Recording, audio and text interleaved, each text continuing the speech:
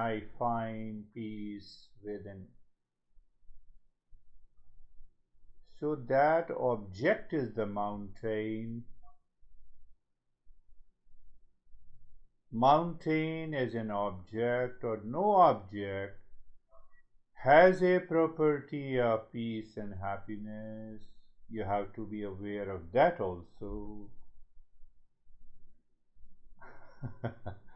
Now, when we are aware that no object outside is responsible for the peace and happiness, or for joy and the sorrow, or for the pain, it means what? So either I am responsible for my peace and happiness or the world outside. But the world outside is all the material part. Go to the binary format. No object has any property of peace and happiness, joy and the sorrow, pain and the pleasure. So where from it is coming?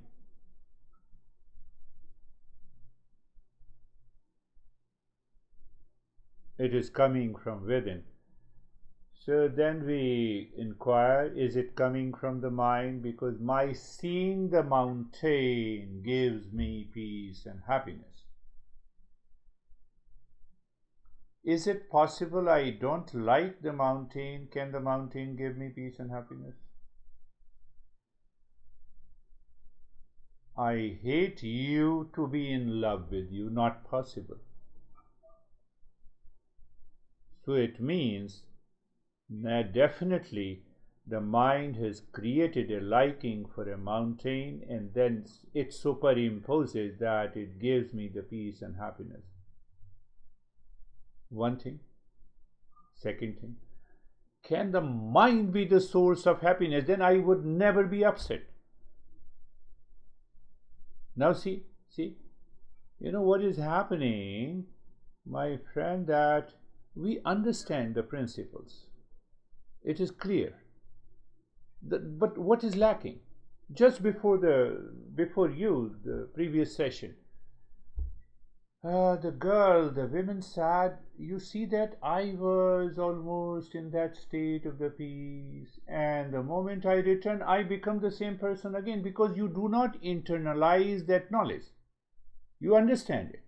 Understanding is one thing, but internalization is not there. Why? Be logical. We must have a validity. We must valid what we say. Then we arrive at the knowledge. Why? Knowledge does not change. I'm deviating and bringing it back again and again. Many principles are involved here. So why I'm not able to internalize?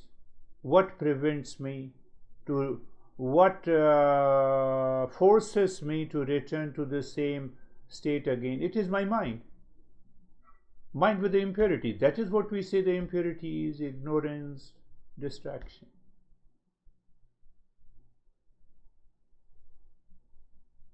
So we reach that, we understand. Now you see that I understand mind cannot be the source of peace and happiness. Do I remember all the time? So when I remember all the time, it means whatever is happening in the mind means whatever the changes that is taking place in the mind cannot bring me peace and happiness. What changes? I go to the office, I return from the office, I'm talking to the honey, I'm talking to the doctor, talking to an employee, and acting, eating and talking and drinking. That is all the property, that is what is happening in the mind. So mind cannot be the source of happiness. But still, while looking at the mountain, I am happy. I cannot deny it. That too is very clear. So it means there is source of happiness, something deeper within. We have already clarified the world cannot be the source of peace and happiness. Mind cannot be the source of happiness. then what is that source of happiness that I get? What is the source of that joy? And that source of the joy is nothing but I am, which is beyond the mind, which transcends the mind. We are very clear, because if mind is the source of happiness, then there would not be any psychological illnesses in the world, because it comes from the mind. The mind cannot be the source of peace and happiness. So the moment I am into anxiety, I must recognize, no, mind, it is the mind, not me. De-identify. Where? Internally, in your mind. Internally you identify. So there are two things. Internally, that is internalization. You have understood, mind is not the source of happiness. It will not work unless you internalize in daily activities, living the life in the world outside.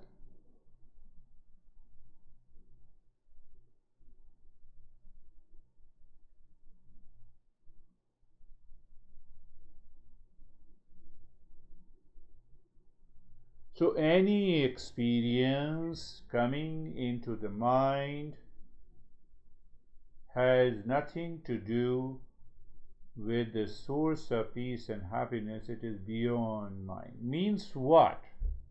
Objectification is the process mind takes over. I objectified you, so I recognize you. You objectified, your mind objectifies me, so you objectified me, and then you like me, so whatever I talk, it gives me the happiness. I maintain my awareness. So, but something triggers in the mind that as if this peace and happiness is behind the mind, is a point of awareness. What is that? It happens in the state of the consciousness. What is that? What do you mean by that state of the consciousness? That without consciousness I cannot say I am. So now the mind opens to the internalization process. Am I the happiness? Master says yes. I am the happiness. I have found real self. I have found real self. Now, coming to the sadhana aspect, if the mountain gives me the joy, let me meditate on the mountain. Let me use the mountain as an object. We also say the Himalayan God.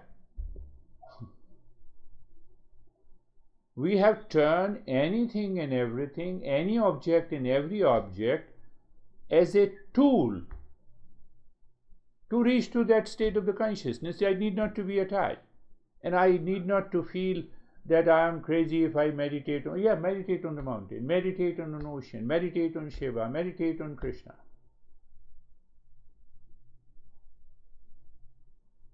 Meditate on Krishna or Shiva.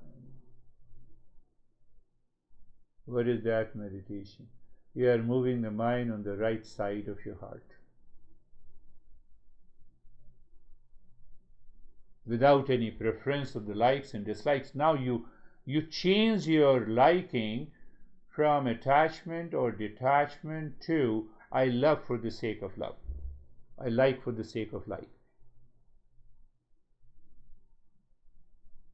So as you continue, so upasana, it is known as the upasana in our Eastern wisdom.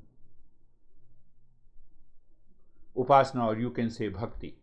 You can also use bhakti.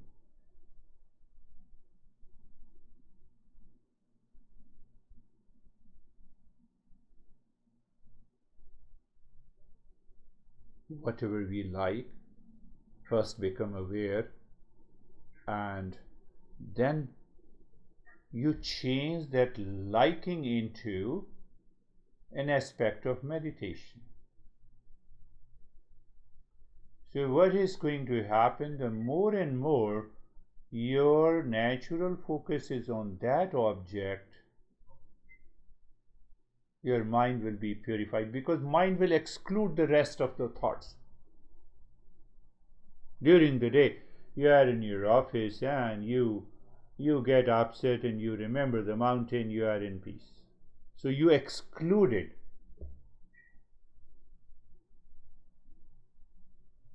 We can use it.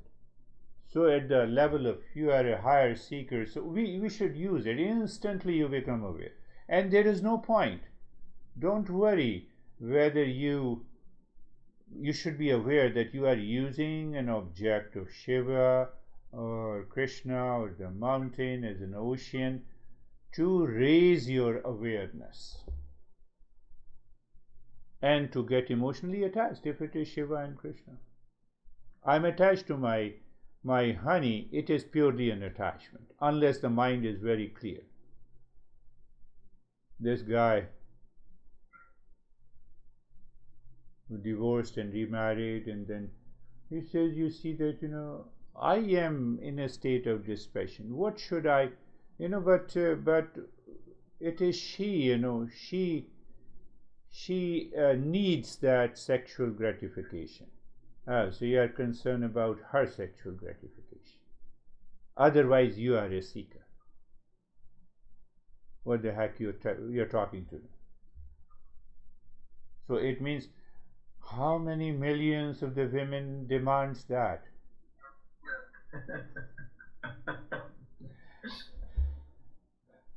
What will happen to those women? You are depriving them.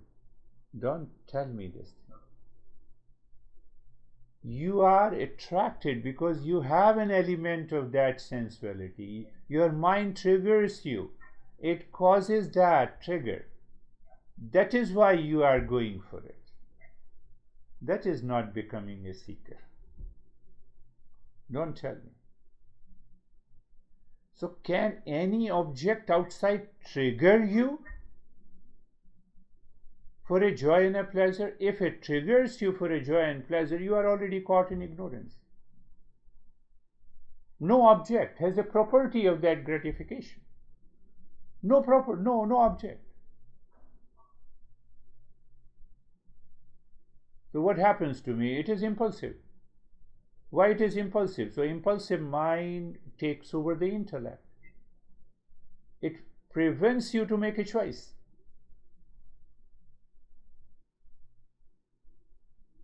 So the intellect is gone. Then the intellect, after some time, it starts singing the same tune. What if I go for gratification and do meditation? There is no problem. And there is a big problem. You are rationalizing and creating more impurities in the mind is a problem. But if you go for it with consciousness, with awareness that this is how the mind is acting in my life, and this is what the mind has been doing since the day one of my birth. I've been doing the same thing, repeating the same thing again and again, days after days, weeks after weeks, and expecting a different result. So you won't get a result. You will understand, you have rationalized it. You understand that you are still living in ignorance. So the state of that meditation will be destroyed if you are attached and go for the gratification. Your state is not destroyed. You are not going for your trigger gratification. You have separated that. You go for it. King Janaka lived the kingly life and he was enlightened. He was known as Videha. Videha means he lives without the body. And he used to punish the criminals. He has to take care of the economy of that kingdom.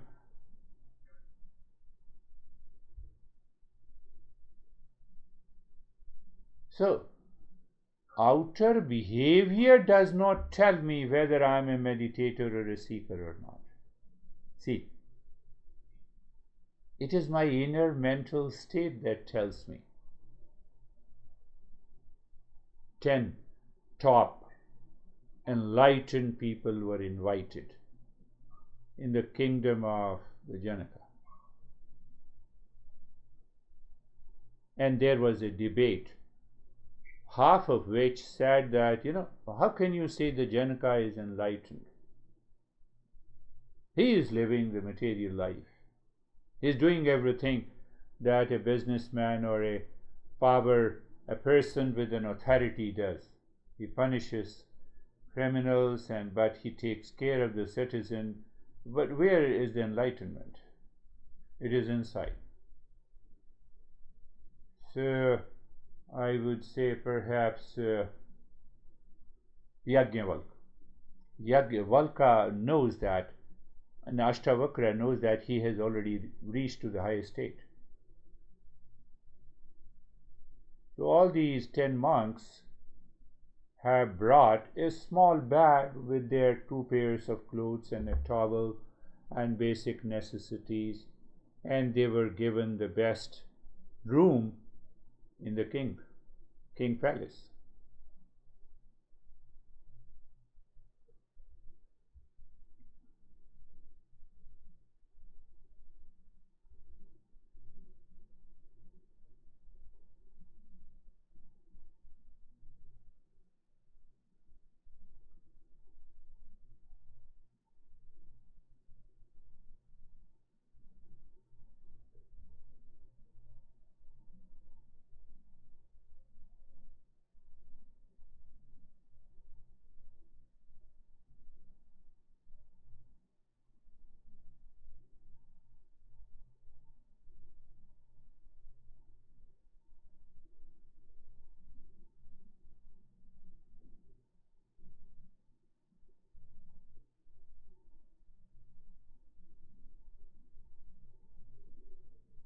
Yes, I'm waiting. It's okay. So what happened is that, so you see this, so Yajnavalkya said, okay, let us go to a lake. There we will have our lunch and we will take a dip into the lake. So all the masters, including the Janaka, went there. They all entered into the lake. They were taking the bath and they were seeing the palace, and the palace caught a fire. Everything started burning.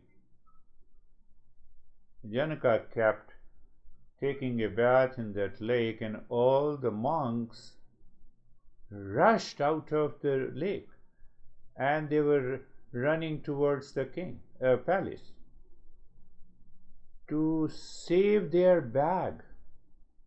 And look at the Janaka, who was not at all worried about, palace caught the fire.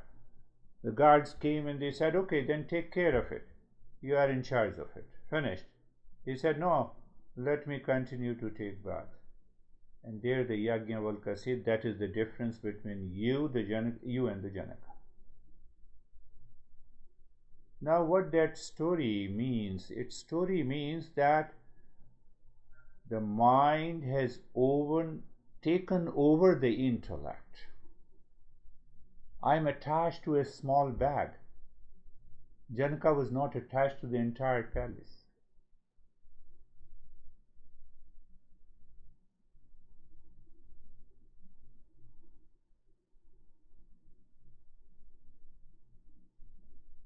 So you see, can I live into that state?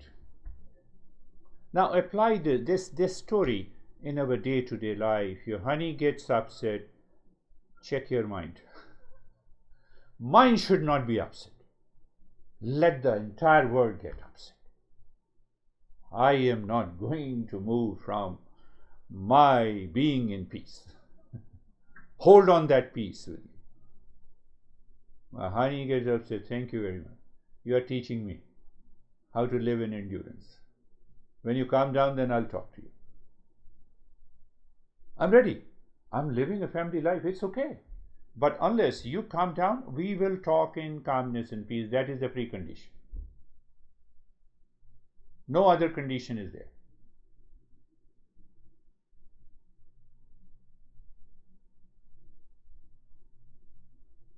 So when you are repeating this and again, what you're doing, you are internalizing that understanding. You are not allowing the mind to go its way. You say, now it's my way. What is my way? Principles of East and West.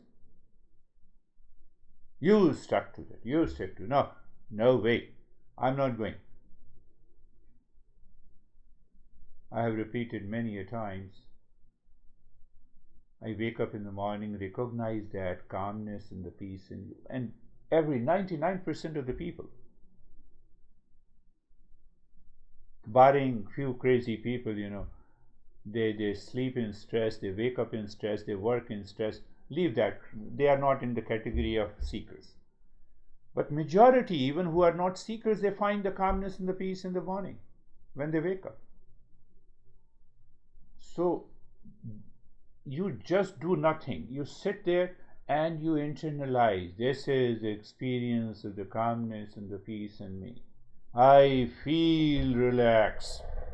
I am calm. Declare that I am calm. And this calmness I am recognizing is without any cause. I did nothing. I just wake up in the morning. I moved from the sleeping state to the waking state. That is all I did. So stay there for 5 minutes, 10 minutes, 15 minutes, increase that duration. So in a state of doing nothing, you are experiencing that calmness and peace. Now apply that principle. The next action that you are going to take. What is the principle? Before thinking, speaking, and acting, doing anything, during that action, after that action, my calmness should not be disturbed. Before, during, and after. Because that calmness is causeless. Causeless. I learned from you guys, Dennis used the word, it is a causeless joy. So we pick up those things, causeless, it's a causeless calmness. No, I did nothing. I did not drink a beer, I did not practice anything, I just woke up in the morning and I experienced that calmness and the peace and the joy is there. Also, let me maintain that and see what prevents me not to live in that joy, what wails. Because if it is a causeless joy and calmness, it means something is superimposed over it. If I practice, I get calmness, so that calmness may stay for an hour or 2 hours, then I have to practice it again. But it is a causeless joy. So first, the recognition, that is what the viveka is. It does not mean that viveka should live at the intellectual plane. You instantly recognize. That is the meaning. The viveka is now internalized. Now it is internalized. So now you go to the restroom, you're taking your bath, you're taking the breakfast. During that period, check how the mind is behaving, how the mind is thinking. Is it thinking in the form of likes and dislikes, joy and sorrow? The moment you see those moments, mind stucks. Now it is a superimposition, and I forget the joy and the calmness, that it is there, but it is superimposed.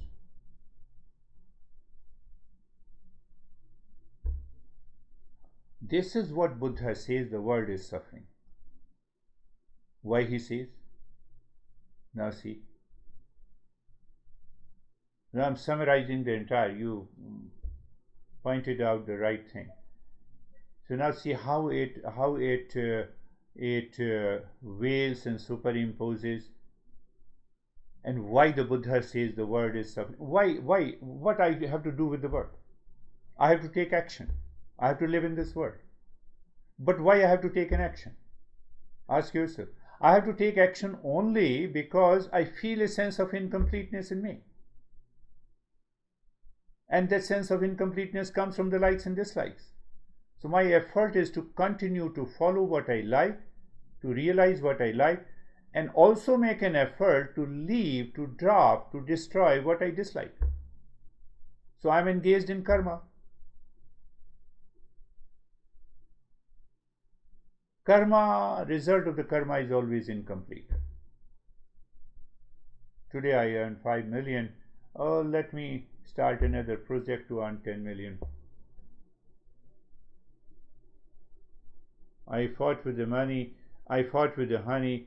The next day, my mind has to make an effort, either way, to part with the honey or to say sorry to the honey. So one thought gives rise to many thoughts again and again.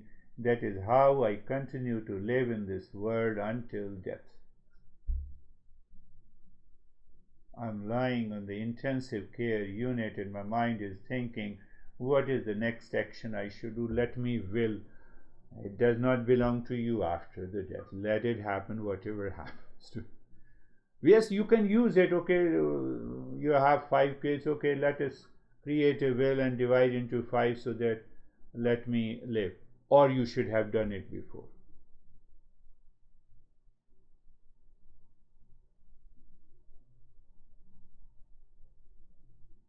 There is one possibility. Now see that what happened. The world is how the world is suffering. I'm in the intensive care unit. I have a heart attack. I have a fear of the death. Everyone should have a fear of death. You see how the entire mind creates such a big superimposition, a delusion in our life that we don't recognize. Now that guy is lying on the intensive care unit and he was told that you have a massive heart attack and you have a fear of the death. Very good. We normally take there is definitely a fear of death. It's a universal grief, fear of death. Very good. No, but I want to know what is the fear of death. Do I know the death? No. Can I experience the death? No. So the death is unknown to me. Now see how the mind dodges us, cheats us. No, I don't know the death, but if I happen to know the death, so our master says there are two options necessary, 2 options possible. I don't know this mouse today, so I can know it. You teach me and I know it. Can anyone teach me what about the death? So the 2 causes are there. You see the quality of the self-inquiry. So he says that death is unknown. Unknown has 2 factors. Either it can be known in the future or it is unknowable. Which category the death belongs? Unknowable. Which category the birth belongs to? Unknowable. Then why the hell you have a fear of the death, which is unknowable? See, you have to think, you have to internalize this knowledge again and again, so that your mind is steady there on this fact. And then you see whether you have a fear of death or not. So this is just the process. We have begun the process. Okay. So birth is unknowable, death is unknown. No, but I experience still the fear. My mind experiences the fear. From where it is coming? I understood that there should not be a fear of the unknown. If the tiger is coming and chasing me, going to attack me, I should have a fear. And you see that the moment you have a real danger of the life, your mind is already educated to take a reflex action to save yourself. Whether you save yourself or not, that's a totally different thing. Oh, that's an automatic survival mechanism is there? Yes. No, but I still have an experience of fear. What should I do? Seeker says, you are right. I have understood it. I intellectually understand it. From where this fear of death is experienced by my mind? So the master answers, the fear of death is a label. Behind that label, there is a fear of losing my attachment to the world. Fear of losing the honey. Honey is so sweet and so good. She always loved me. Fear of losing the money. What will happen to my family, my relations? What will happen to my son and the daughter? Okay, so after death you will relive and watch what is happening to them. What is happening to them? So where from the problem comes? From the delusion. It's a delusion. It is coming from the delusion. Delusion means what appears true is not true. No, but you tell me from where the delusion comes. Delusion comes from the likes and dislikes, from the attachment and detachment. I cannot live without you. And the wife died and he continued to live for another 50 years. I cannot live without you. It's pure attachment, identification. Sometime I have seen 4 couples that when they are in intense attachment, I see their face expression also becomes the same. They look like. It is attachment. They are intensively attached. They speak in the same tone. Their attachment starts ruling them. I've seen a lot of couples. And I've also seen one couple in India, their husband died, and after 6 months the wife also died. She was purely healthy. So I'm creating a cause of my suffering in my life. How can I live? Every time she used to talk to me, first thing she used to cry for 5 minutes. What will I do? You are already living. What you will do? You are still eating, otherwise you should have died. I'm not able to see what is right. I'm not able to see I don't have a pragmatic approach. I lose my pragmatism in the face of attachment and detachment.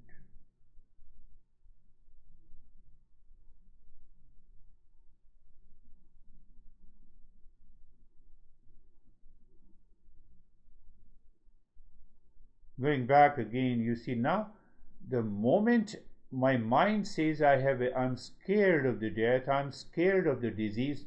Death we have taken as the universal cause of the grief. So, and second reason, Krishna takes this example of the grief because it is the highest, so-called the greatest fear. Fear of losing the health and fear of losing the money. Still I exist, so I can struggle and I can get the money again. So we have taken the extreme case of the fear of the death.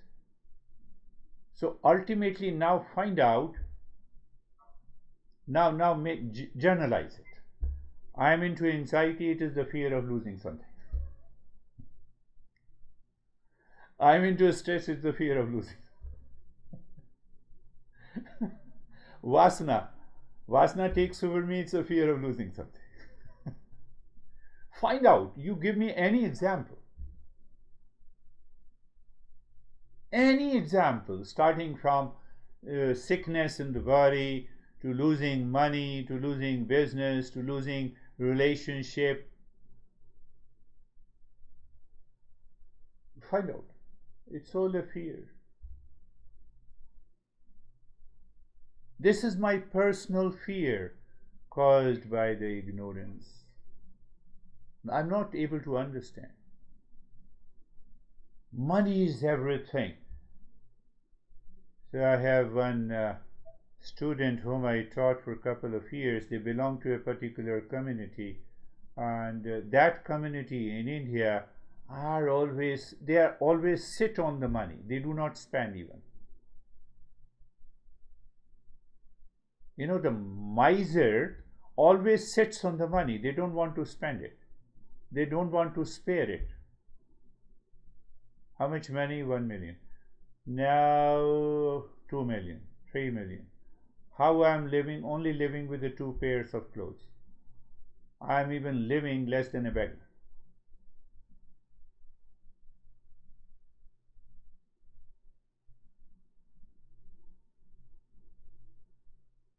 So I don't want to name him or her, whatever. Sir, I have no problem. Then why the hell you have such a sad and stressed face all the time? Because she knows she always brings lot of gifts for me and my Prerna. Because she wants to prove that I am not like that. But in all the other affairs, she is extremely miser. It is because of the ignorance you are not able to enjoy what you have. Look at it. I have the resources. I can use the resources without any stress to put everything in order. Let me have it. Where is the problem?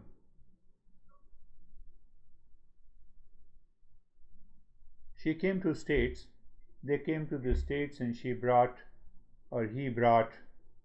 lot of golden, golden bracelets for my wife, and I told her that you say to her it doesn't fit her hat.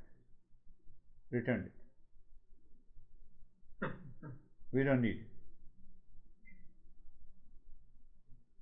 Oh, I'm sorry, No need to sorry, you take it and you return it to the shopkeeper. Will they return? Yes. I have made a promise. If it doesn't fit, so I already have in my mind. Or did you do it intentionally? I don't know. I don't know. Whether they did it intentionally, we don't know. And we don't want to know. We are not craving for that.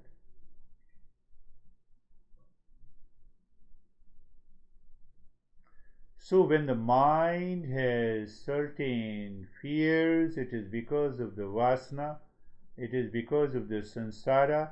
Samsara means karma. Karma means travel. I travel from one action to the other because one action is still incomplete. So to complete it, I take the second action, third action, and I am engaged in the karma throughout my life, days after days, weeks after weeks. I try to change everything for the sake of the peace, but the peace is not there. I don't get the peace. I live stressful life, whether I am rich, whether I am poor, whether I am living with $1,000 a month, whether I am living with $50,000 a month. I told you your friend you met in New Jersey. He spends $20,000 a month and he is still in stress. I am very happy, sir. You're happy. I learned a big lesson. That's why I'm going to marry second time. I said, very good. Because he is not going to listen. He respects me, but respecting me does not mean anything. Respect means you follow the principles. You have realized it. And I have seen him, he really spends $20,000.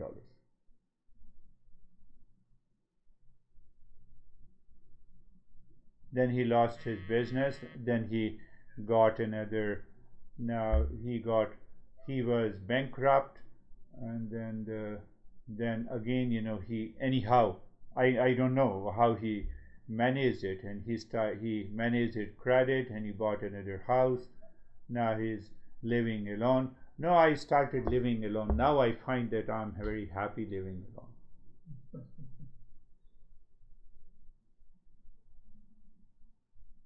Again, go back to the same mountain. An object of the mountain can be used, or any object can be used to evolve myself.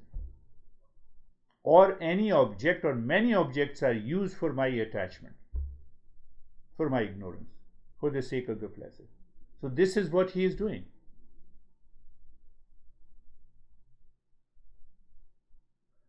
I read what he said. I read there is a book of secret of Judaism. What is that?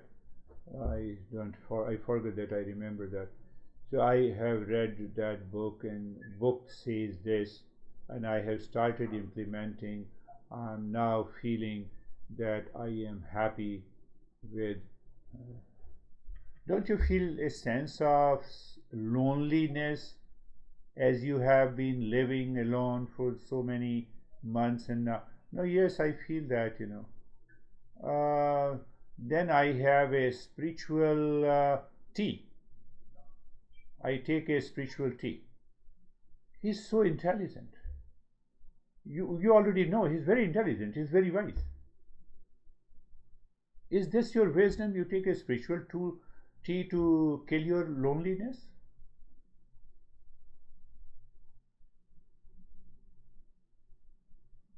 So what I do, I only listen to him. I said, that's very good.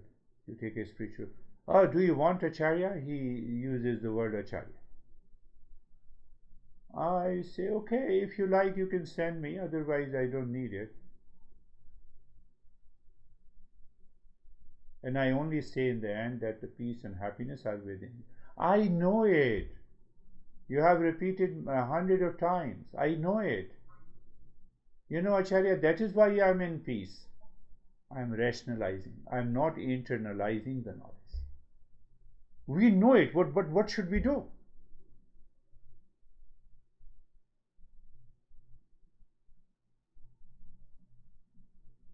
And we are doing the maximum we can do. But if you are not listening, listening means you are not listening from the right side of the heart. It goes to the left side of the heart. I know, Acharya, you have told me.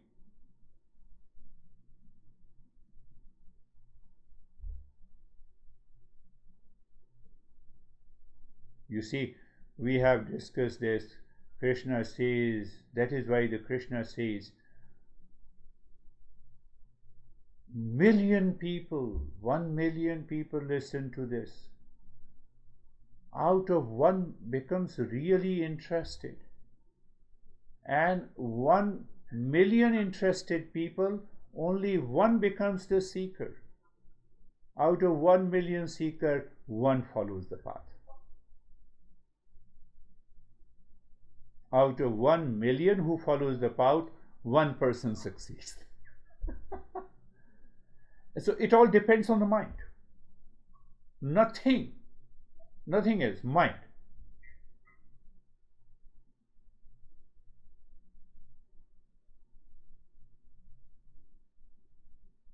No, that's why I think you are very clear about it. Mano hi dividham proktam. We have deviated in this session, but deviation sometime is good. So we will go back to the Shravan and Manan again in the next lesson. So you see that, but they all are related. Mano hi dividham proktam. Mano hi dividham proktam shuddham cha shuddhamev cha ashuddham kama sankalpam shuddham kama viva. Mind is of two types, pure and impure. So we have to contemplate and reflect that impure mind caused by the sankalpa. Sankalpa means a thought process in the mind. Sankalpa and followed by the desire. I wake up in the morning, let me have a cup of tea. No, experience the calmness before. That should be your sankalpa. I am fresh today. Let me sit down. Let me sit as long as I can continue to experience the state of the calmness before any other thought disturbs that calmness. And let me take that calmness during the day. Let me see the whole day passed in the state of the calmness, and I performed all my activities at the outer level with my honey, in the family, in the business. I return home, I still feel the state of the calmness. One option. Second option, I wake up in the morning, my mind triggers me, first let me have a cup of tea before I do anything. So my mind is already externalized. It is not internalized. I did not internalize my mind. I have seen millions, thousands, hundreds of people have told me, I know, I understand it.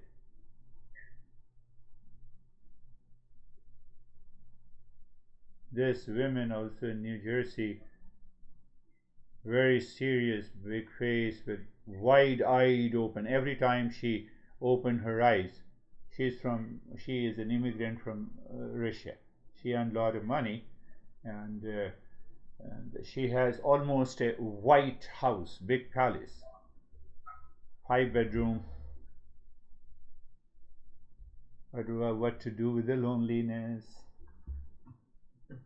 So she introduced me one day. She is living alone, so she introduced me one day to a guy who is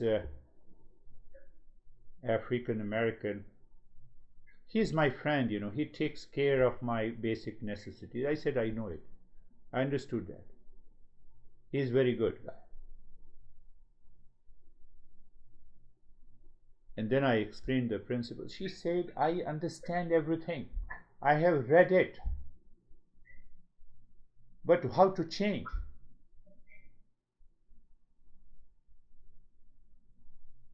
I'm explaining another layer of the ignorance, that once it takes over, it becomes difficult. Krishna went to Duryodhana. I told you Pandava and the Kauravas, you are aware of that story. And he told Duryodhana that at least you give the 5 villages to them, at least they should live happiness. I will tell them not to fight. Then Krishna says, do you know dharma? So you are a prince, so that you should follow dharma. Duryodhana said, I know everything, don't teach me. But I don't feel like doing it. I know what is wrong, what is right. Don't teach me. But something happens in me which pushes me to do wrong to everyone in the world. He recognized to that level. Arjuna said, what impulses have, those impulses are there in me. Krishna, you guide me. You teach me how to get rid of that. That's the only difference. What does that mean in my daily living? Daily living means the moment the mind goes to anywhere for the sake of peace and happiness, I become aware. I use my intellect.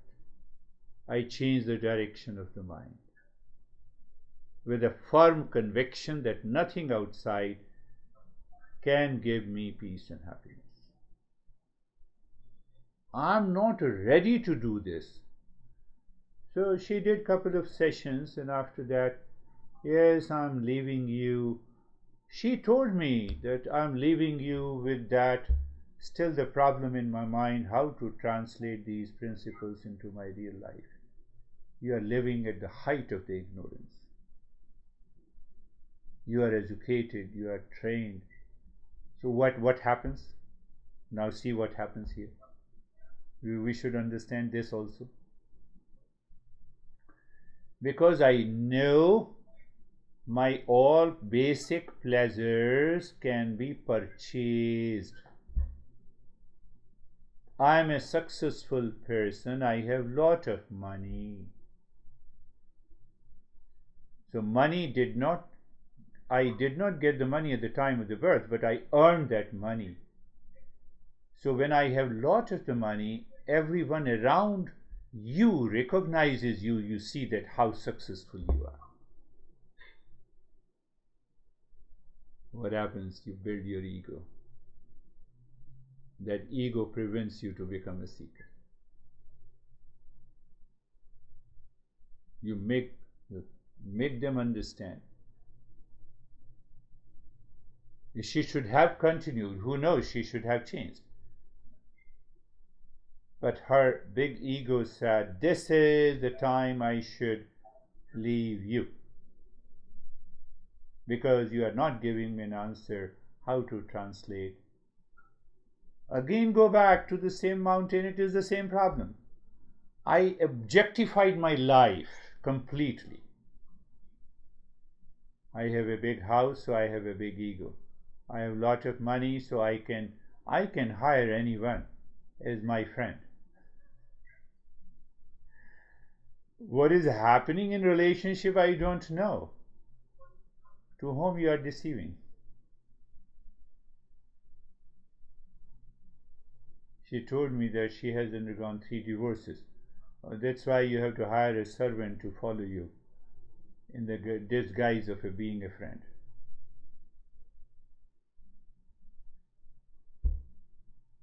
Intellectual, this is what is it is. I'm using a different word. You should always remember. This is another way our mind disguises us and cheats us, and then only we suffer. This is the highest level of my intellect is paralyzed now. In the presence of the ego, in the presence of the strong likes and dislikes.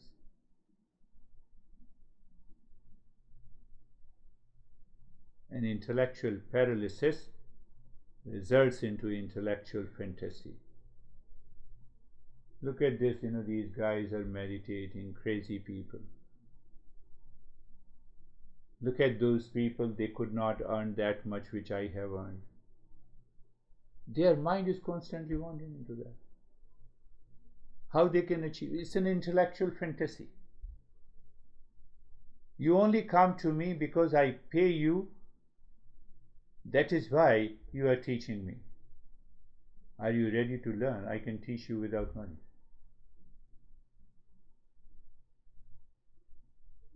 So let me take over your mind so that you should follow the knowledge. What does it mean by take over the mind? That the moment you buzz here and there, I will be very tough on you. That you don't want because of the intellectual fantasy, because of the intellectual paralysis, because of your ego, because you have already realized that spirituality and the awakening has no value in the presence of my ego. No value.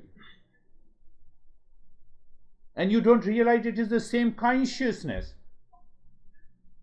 which help your mind and the body to earn that money.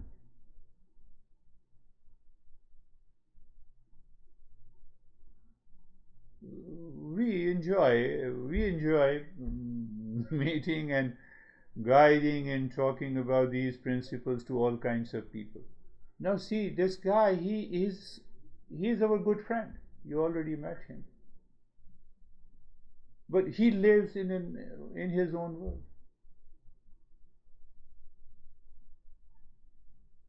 He sent me something, Tao and something, 16 practices can be done in 16 minutes to awaken and to realize. He sent me 10 years ago, he resent me. I have to see whether you are realized or not. Unnecessary. But sometime I move to either heavy drinks, self-medication. So what happens in intellectual fantasy? I go for self-medication. I talked about it. What is self-medication? Oh yes, I have a lot of problem. Let me take a couple of beers or vodka and sleep. Forget it. Or take a big smoke and marijuana, I'll be happy. Or to remarry. They are all self-medication. They are known as over-the-counter medication. In US, you cannot get a prescription medication without a doctor. So these are over-the-counter medication to manage my stress, to bring an end to the suffering, to have a boyfriend or a girlfriend. I'm not looking inside me.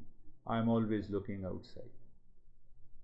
And only thing the master says, use everything as an object to evolve, to rise in awareness. Your honey is wonderful. he or she is very much attached to you, maintain your awareness inside. Oh, this is a good opportunity. He or she is going for sensuality and you are living in awareness. Who knows? Who knows? Who knows what you are doing inside? Well, your honey is crazy, or he or she makes you crazy. You can learn the power of endurance. Calm down. Calm. Calm. Calm. Thank you. Say to your mind, thank you. Say in your mind, thank you, honey. This is a good point. You wanted me to react, but I did not react. Do it again, honey. You say it in your mind. You are ready for it. You maintain that state of the calmness. That is how you deal with any object and every object outside. One more point that is very important again. That is what is known as upasana. We use the Shiva. You talk to the Shiva, you talk to the Krishna, you talk to the Jesus. You start communicating. Jesus, Krishna, I love you. Do you also? You mentally communicate. So when you are mentally communicating, you have stopping communication with your likes and dislikes and attachment and detachment. That is known as the Bhakti Yoga. You sit down, you communicate with me mentally, create an image. When we say Krishna and Shiva, they are the originator of the Eastern wisdom, yoga and meditation. So, Krishna, what you suggest me? What I am, what I have, what I feel, all belongs to you. My mind says this, but I'm not believing my mind. It takes a couple of weeks, sometime it months, and what happens after that? Your mind relies more on the Krishna, an object of meditation, than your own mind. That changes, and that brings a lot of miracles. You will see the miracles in your life. But we are not going for miracles, we are going for our awakening and realization. So any objectification with attachment causes the misery in life. At the same time, any objectification, to use them as a means to enter into a deeper meditation, it helps. It keeps you all the time, you remain as a seeker.